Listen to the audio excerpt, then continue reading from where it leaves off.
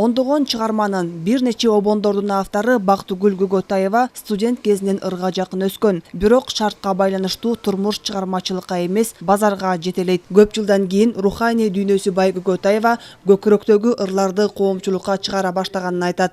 Менин баары бир өзүм дордойго кеткен менен жүрөгүм ырларда кала берген болуш керек. Кайрадан мен bir 2-3 жылдын аралыгы менен кайрылып жүрөм. Бирок эми баягы толук баш отум менен кирип жазбайм. Көкүрөгүм толгондо, көкүрөгүм бук болгондо жазам.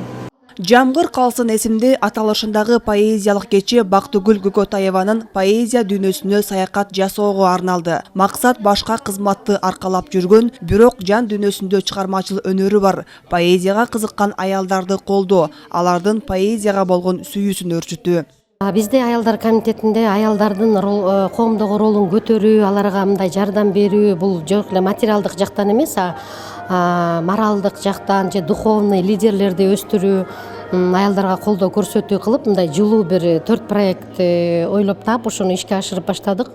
Бул 4-сүсү менин жан дүйнөм деп аталат. Иш-чара Кыргызстан аялдар кыймылынын түзүлгөндүгүнүн 98 жылдыгына карата уюштурулду. Поэзия кечесине акын жазуучулар, коомдук ишмерлер, кино жана театр өкүлдөрү, композиторлор катышты.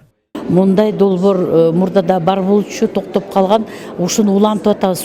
Дегиле ушу Кыргызстан аялдар комитетинин иш-чарасы токтоп калып, анан ушуну кайта жандантып, баарын бириктирип, ушу чогуу ушу коом ишти ушундай көтөрөйлү, иш-чараларды өткөрөйлү, президент деле жана мамлекет деле карап отурбай, өзүбүз дагы ушундай чогуу ушундай иш-чараларды өткөрсөкпү деп, анан биз ачыкпыз. Ар бир эмеге келип турушсун.